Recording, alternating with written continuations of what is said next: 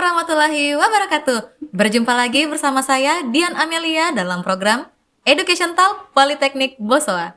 Program ini menayangkan sejumlah edukasi, tips dan trik dan pengalaman dari sivitas akademika, alumni hingga mahasiswa. Nah, kali ini kita akan membahas seputar bagaimana sih perpajakan yang ada di Indonesia. Kali ini saya sudah ditemani oleh salah satu narasumber kita, yaitu Kak Mora. Halo Kak Mora. Halo Kak. Gimana kabarnya Kak hari ini? Alhamdulillah, sedikit flu tapi gas saja. Sedikit flu tapi gas saja. Wah, luar biasa nih. Totalitas sekali ya Kak ya?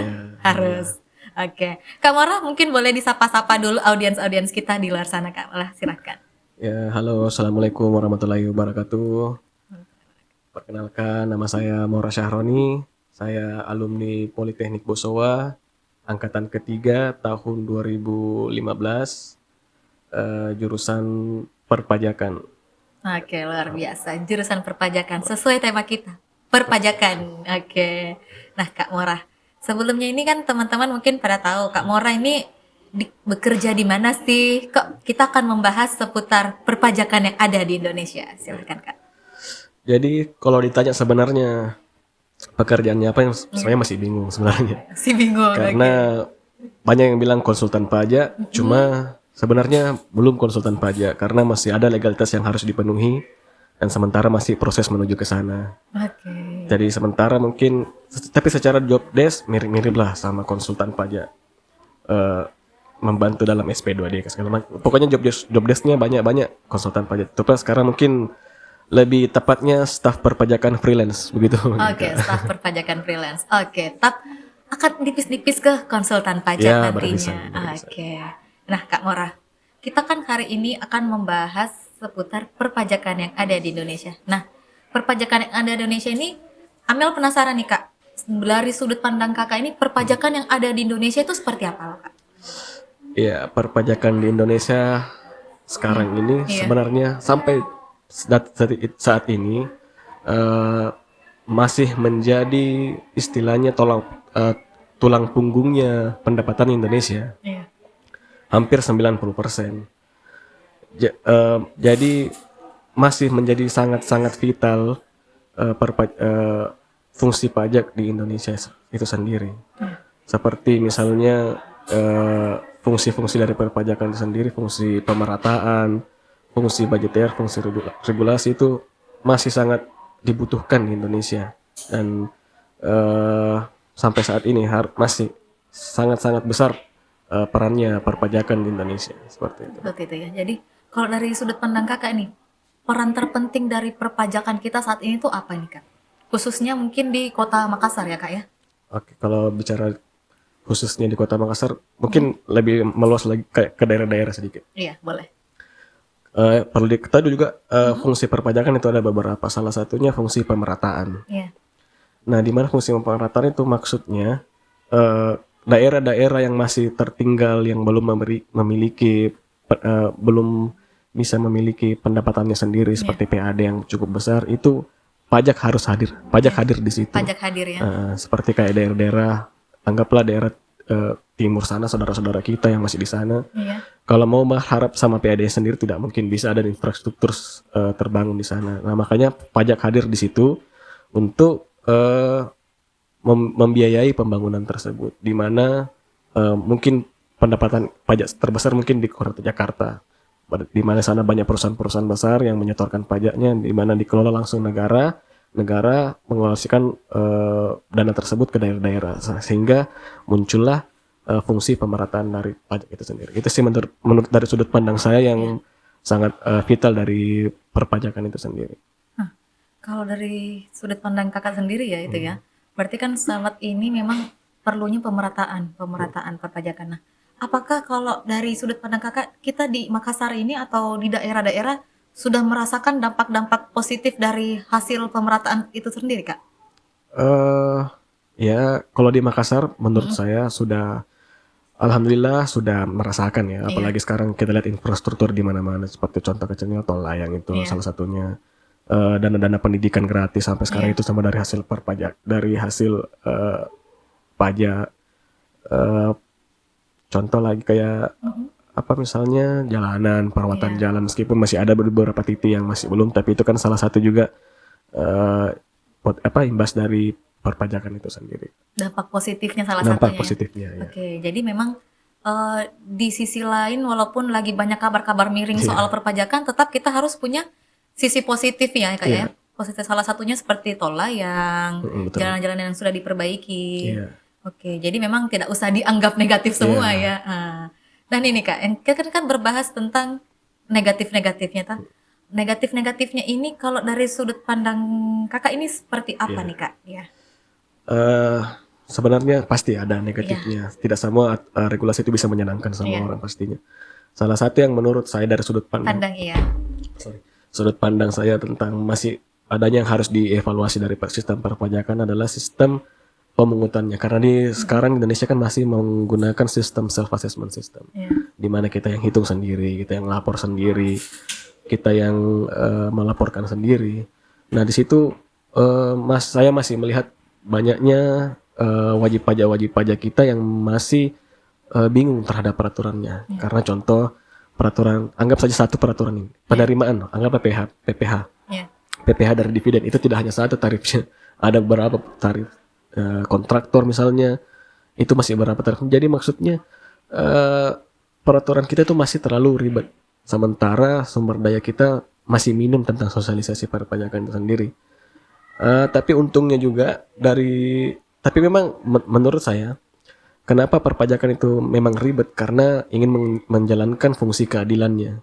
Jadi tidak semua, misalnya contoh pendapatan ini harus disamaratakan, tidak harus ada porsi-porsinya masing-masing sesuai kemampuan dari wajib pajak. Tapi itu tadi karena menurut saya perpajakan sistem pajak Indonesia itu sendiri masih sangat ribet, tidak dibarengi dengan sosialisasi yang memadai. Meski ada sosialisasi, cuma masih kurang banyak. Apalagi dari contoh-contoh wajib pajak yang saya tangani, beberapa itu masih sangat sama sekali tidak tahu tentang peraturan perpajakan itu. Apalagi sekarang peraturan perpajakan itu hampir mungkin tiap bulan ada perubahannya lagi, ada aturan tambahannya lagi. Jadi kayak misalnya yang UMKM itu di situ kendalanya mungkin.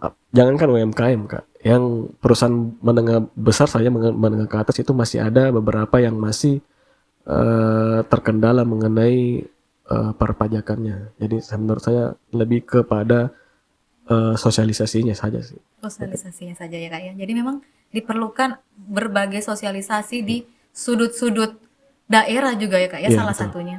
Oke. Tadi kita membahas tentang kayak UMKM. Nah, kebanyakan nih Kak saya juga melihat kan sekarang ini UMKM ataupun kayak kafe-kafe ya. Kafe-kafe ini kan sekarang menerapkan PPN 11% ya. Iya. 11%. Oke, tapi menurut Kakak bagaimana nih Kak kira-kira dengan kafe yang tidak menerapkan pajak sama sekali? Perlu juga diluruskan sedikit, kalau kafe itu tidak kena PPN juga, karena dia Tidak kena larinya PPN. ke pajak daerah. Oh, pajak daerah ya. Contoh UMKM yang kena PPN itu misalnya perusahaan yang UMKM yang bergerak di bidang jasa retail, Oke. grosir, kan masih ada. Kan kalau di pajak itu UMKM itu digolongkan bagi mereka yang memiliki pendapatan peredaran usaha itu di bawah 4,8 M. Iya. Contoh misalnya tadi perusahaan grosir, retail kena 11%. Itu kalau dari sudut pandang saya kan bekerja sebagai penengah antara wajib pajak dan Iya. Fiskus itu sendiri.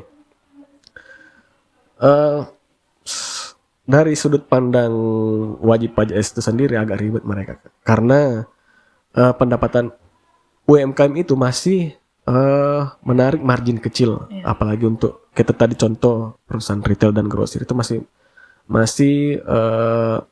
menarik margin yang kecil. Terus juga mereka kendalanya itu di perang harga sesama mereka. Iya. Nah, sementara PPN masuk 11%, yang mana itu sangat besar. Besar sekali kan. 10.000, anggaplah barang 10.000 jadi 11.000, dari 11.100. ya.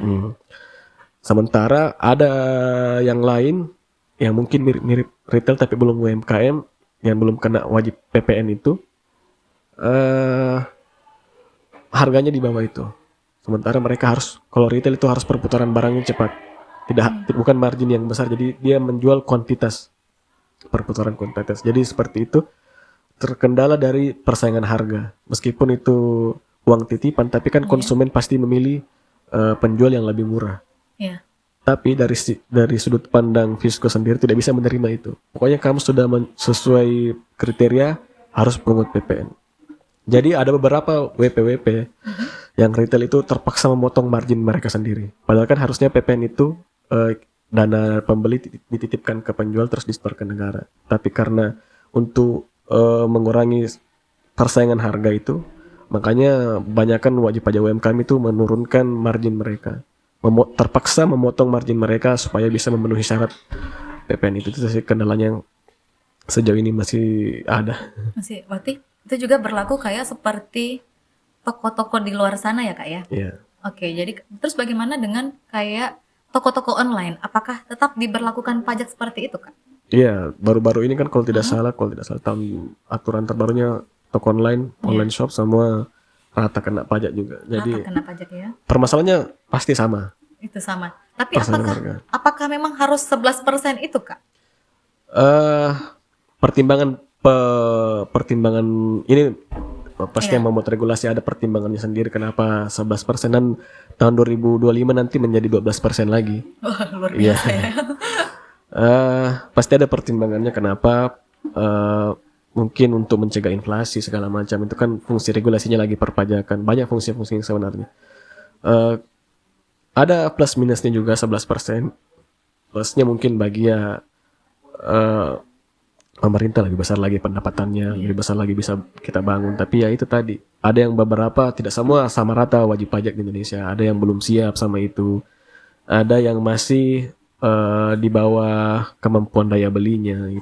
Itu sih yang apalagi PPN ini kan rata-rata hampir 80% barang pokok. Iya. Maksudnya barang pokok, barang yang kita meskipun barang pokok tidak kena pajak kayak sembako, tapi barang-barang yang setiap hari kita sentuh, contohnya sabun segala macam itu masih banyak yang digunakan sama orang-orang menengah ke bawah. Jadi itu dari sisi minusnya kenapa PPN harus naik.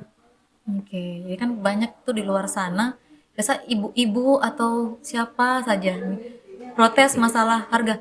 Loh, ini dulu harganya 9.000, ini kok kita belinya 9.000, tau-taunya di kasir jadi 12.000, 13.000. Kan biasa seperti itu ya Kak. Jadi memang karena memang adanya pajak ya, pajak. Dan itu tidak hanya berlaku di toko-toko biasa, dan sekarang juga online shop pun berlaku ya. Pantasan sekarang nggak ada gratis ongkir ya Kak ya.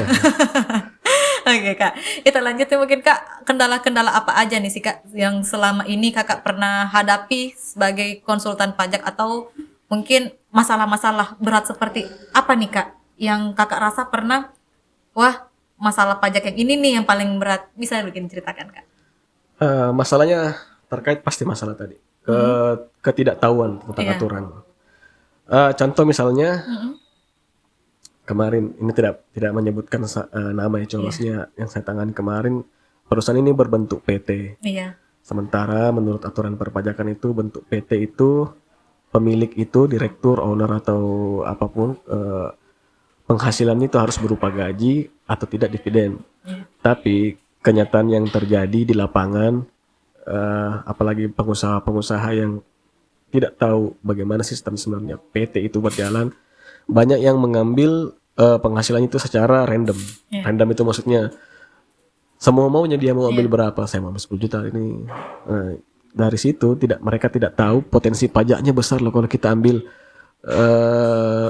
secara random itu pajak dividen 10%. Nah, ketika itu setelah itu mereka tidak tahu, datanglah ke kantor pajak untuk memeriksa karena ada kejanggalan-kejanggalan. Nah, muncullah data kalau ada pengambilan pribadi. Nah, di situ dikenakan pajak dividen yang sangat besar. Nah, kagetlah wajib pajak ini karena alasan ketidaktahuan tadi, dan mau tidak mau harus bayar karena pajak tidak mau tahu, saya tidak tahu aturan atau apa segala macam.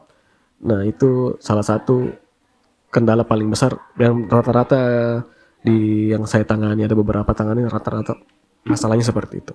Rata-rata memang permasalahan ketidaktahuan ya. Betul. Oke, jadi memang perlu sekali ya Kak, namanya kita ada sosialisasi perpajakan di luar dari mau kantor ataupun mungkin ke UMKM ya. Karena kalau sudah seperti itu kayaknya wah Iya. berat di wajib pajaknya ya. Ya. Eh, Selain tadi juga ketidaktahuan, kepercayaan masyarakat juga sama Iya. pemerintah kita masih kurang. Tentunya di bidang perpajakan dengan marak-maraknya kasus-kasus seperti Iya. kemarin, dan yang juga yang kesadaran itu tadi, kesadaran perpajakan di negara kita juga masih kurang. Karena pertama self assessment tadi itu sangat ribet. Maksudnya ribet, kita yang sendiri yang lapor, kita yang bayar, kita yang kasih keluar uang Uang, ini, kita yang lapor lagi, kita yang bayar. Jadi maksudnya eh karena kurangnya lagi kepercayaan pada pemerintah, kurangnya kesadaran itu, jadi bergabung semua itu menjadi kendala-kendala yang ada sekarang untuk melakukan kewajiban kita sebagai wajib pajak, seperti itu juga rata-rata Rata-rata ya, permasalahannya. rata-rata. Mungkin sebagian di sini juga masih ada yang belum tahu terkait wajib pajak. Wajib pajak yang misalnya kayak misalnya seperti kita-kita ini yang wajib melapor SPT. SPT ya. Itu kira-kira bagaimana sih Kak? Misalnya kita ini ada yang di bawah UMR atau mungkin apakah memang tetap masih harus melaporkan SPT tersebut Kak? Iya, kalau wajib pajak, Mm-mm. khususnya kan ada wajib pajak orang pribadi. Iya. Wajib pajak orang pribadi itu wajib melaporkan SPT-nya tiap Iya. tanggal 30 Maret kemarin. Mau itu di bawah UMR, mau itu penghasilan yang tidak ada sama sekali, Iya. kewajibannya kita tetap melapor. Untuk kenapa? Untuk membayarnya itu sendiri kan kalau pegawai itu kita sudah dipotong. Iya. Kewajibannya kita cuma melapor. Itu saja kalau untuk pegawai kayak orang pribadi kayak gitu. Kira-kira konsekuensi tersendiri dari misalnya kita tidak melapor itu apa Kak? Tunggu-tunggu denda. Oh, Atau tunggu kalau denda. kita di praktisi berasanya yang surat Iya. cinta, Oh, ada surat teguran, ada surat cinta yang masuk. surat Wah, cinta. dari mana Iya. nih? Minta dikabari, tau Iya. begitu, kayak denda-denda segala gitu. Itu sih konsekuensinya. Oh, jadi tetap akan ada denda ya, Kak ya? Pasti. Ya, saya kiranya tuh Kak tadinya jika orang yang memang hanya melaporkan saja SPT-nya itu ketika tidak melapor tidak akan kena denda. Hanya kena teguran biasa saja. Ya tergantung juga kebaikan dari kantor.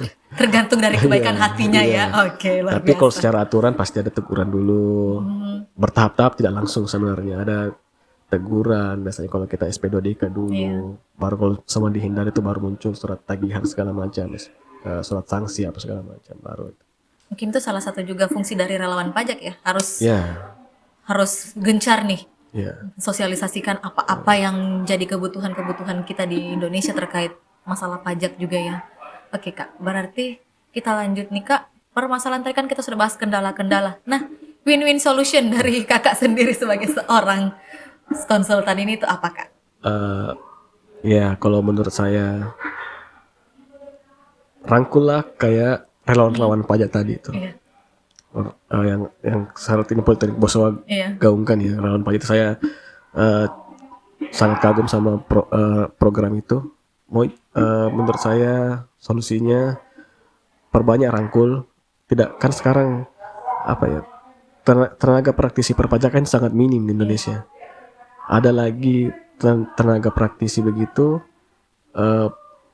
untuk istilahnya mendampingi wajib pajak, persyaratannya banyak, harus punya sertifikat konsultan pajak, sertifikat apa segala macam. Jadi menurut saya dari pihak Fiskus banyak-banyak merangkul relawan-relawan pajak ataupun pekerja seperti saya dan teman-teman yang belum memiliki sertifikasi konsultan pajak tapi berkecimpung di urusan perpajakan, membantu wajib pajak untuk membayar pajaknya, menjalankan kewajibannya, seperti itu. Wajib dirangkul yang kayak kita relawan pajak, staf-staf pajak freelance kayak saya itu sebaiknya dirangkul dan diberi fasilitas ilmu lebih banyak lagi, kayak memperbanyak kursus-kursus gratis untuk kami pekerja-pekerja yang bekerja seperti kami. Seperti itu sih menurut saya harusnya yang banyak-banyak lagi dilakukan. lebih banyak ilmu. Jadi makin banyak ilmu makin berkembang juga ya yang ada di Indonesia ya, termasuk Kakak salah satunya. Oke kan kita sudah dapat jadi solusi-solusi ini secara tidak langsung kita harus gencarkan juga ke pemerintah dan maupun ke tempat-tempat yang lainnya. Nah kalau dari segi Kakak sendiri ini selama bergelut di dunia perpajakan, ada satu kondisi nggak sih Kak yang Kakak merasa wah ini jalan tersulit saya nih, Iya. ada nggak sih Kak? Ya di awal-awal pasti begitu. Iya. Jalan tersulit itu pasti sebenarnya di awal-awal saja sebenarnya. Iya. Ketika kita, tapi itu juga bagian dari tantangannya. Itu yang saya sangat senangi profesi sekarang ini karena tantangannya banyak sekali. Seperti kayak mungkin laki-laki yang suka main game, Iya. makin banyak tantangannya makin seru. Tapi karena di dunia nyata, kepikiran itu menjadi salah satu juga tantangannya ya. Tapi ternyata setelah dijalani pelan-pelan step by step dengan bantuan konsultan pajak yang punya sertifikat, dengan teman-teman yang sudah berpengalaman, akhirnya bisa dilalui satu-satu. Nah, dan setelah itu ya kesenangan tersendirinya ada sendiri ketika setelah menyelesaikan masalah-masalah yang besar. Tapi kembali lagi tadi, kalau masalah apa namanya, kendala yang bikin berat, hampir di semua wajib pajak pasti ada kendalanya. Apalagi kalau kita disurati fiskus itu, wah, luar biasa itu, dumba-dumba. Betul-betul bilang surat cinta karena bikin dumba-dumba. Deg-deg ser gimana ya? Betul-betul Dibuka, wah. aslinya itu. Bukan kita yang punya kewajiban, bukan kita yang punya uang, tapi kita tanggung jawabnya mendampingi mereka itu terasa sekali. Makanya setiap ada masalahnya WP, kita seolah-olah kita yang punya masalah juga. Tetap kepikiran ya. Tetap kepikiran, tapi ketika selesai luar biasa. Itu salah satu juga yang saya senangi dari profesi ini.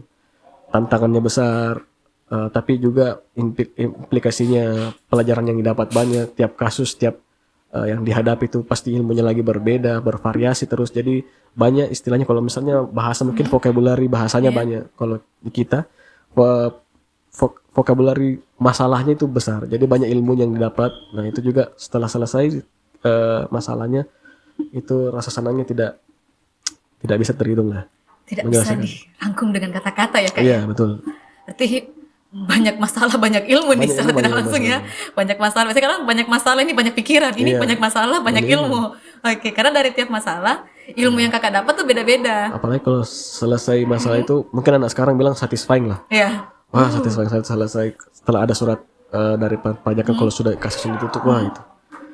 Dapat kecil, dapat ini lagi, dapat ini lagi. Memang tahap-tahapnya ya. Itu. Proses-prosesnya yang dihadapi step by step, masalah-masalahnya, kendala-kendalanya itu mungkin di awal hanya dipikiran saja, tapi setelah dijalani ternyata memang seru-seru gitu. Seru. Berarti selama ini Kak yang memang Kakak mau jalani ya, sambil hampir nih tiap hari nih dapat surat cinta lagi nih dari kantor pajak nih. Padahal bukan Kak Mora, tapi memang namanya profesi ya, profesi yang kita senangi, apapun yang kita senangi memang pasti kita jalaninya serasa wah alhamdulillah, harus disyukuri ya Kak ya. Oke Kak Mora, tak terasa nih kita sudah berbincang-bincang cukup lama terkait sesi-sesi perpajakan. Nah, saya mau minta kesan Kak Mora untuk para audiens kita. Kak Mora silahkan. Ya, pesan-pesan apa ini dulu Kak? Pesan-pesan apa aja? Ya, pesan-pesannya sebagai warga negara, ini terkait perpajakan saja ya. Sebagai warga negara yang maksudnya baik, kita punya wajib untuk membayar pajak, karena pajak itu sebenarnya bukan untuk kita sendiri juga, tapi banyak orang lain, saudara-saudara kita yang masih daerah tertinggal, itu membutuhkan juga, meskipun tidak seberapa kita bayar, kita anggapkan saja itu sebagai sedekah lah, atau itu menurut saya sebagai warga negara bayar pajak tak juga lah, tidak rugi dibayar pajak itu. Mungkin ada beberapa terganggu sedikit keuangan, tapi dampaknya juga ke seluruh saudara-saudara kita Indonesia bisa merasakan. Oke, luar biasa. Terima kasih Kak Mora sudah menemani saya hari ini dalam sesi perpajakan yang ada di Indonesia. Jangan bosan-bosan mampir di sini lagi Kak ya. Oke, terima kasih Kak Mora. Baik teman-teman yang berada di Politeknik Bosowa ataupun di luar Politeknik Bosowa, satu hal yang kita dapat hari ini yaitu wajib bayar pajak atau bayar pajak tanah, jangan lupa. Oke, Pak Amel pamit undur diri. Assalamualaikum warahmatullahi wabarakatuh dan sampai jumpa.